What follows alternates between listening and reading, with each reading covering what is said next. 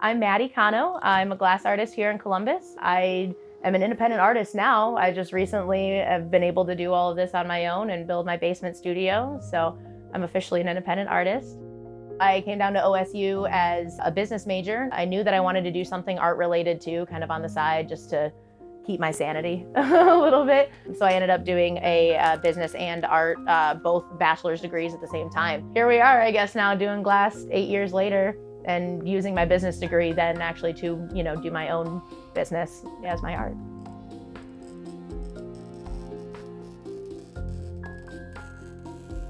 So there are some times when I'm going through a glass store and I'm like really color matching. I'll only really look at one piece of it and go, okay, that's the one I want. That's the piece of peach that actually matches. So that's where we're gonna aim.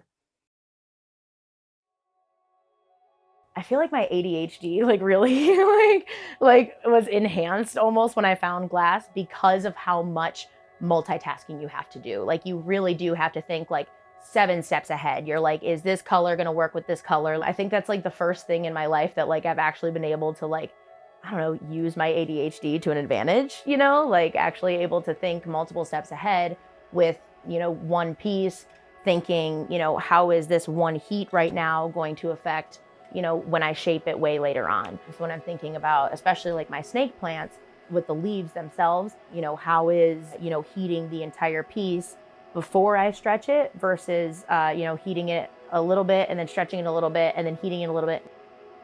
All the skills that I've learned in the hot shop are basically the same on the torch. It's just using that same knowledge of the material, just on a smaller scale and hotter.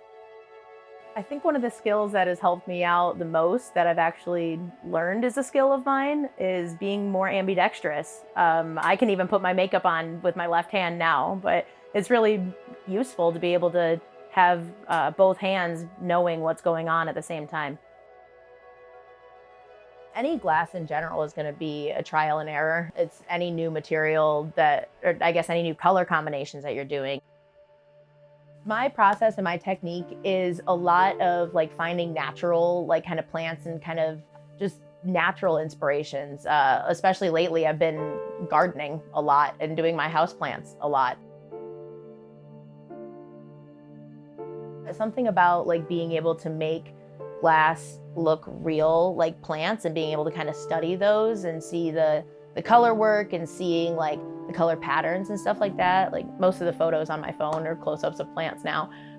So there's something about the being able to see real life in the glass kind of later on.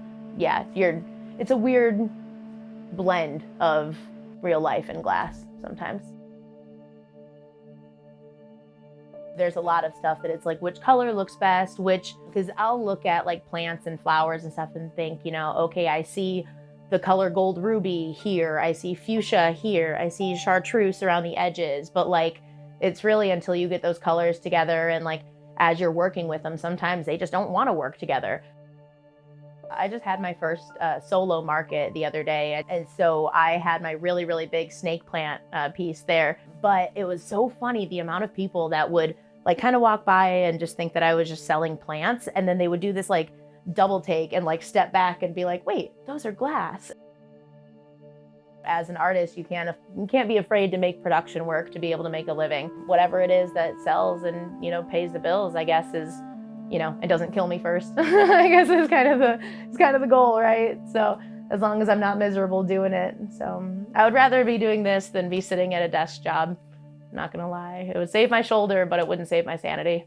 I've been telling my dad that all the time. I just couldn't sit in a cubicle all day. That's just who I am.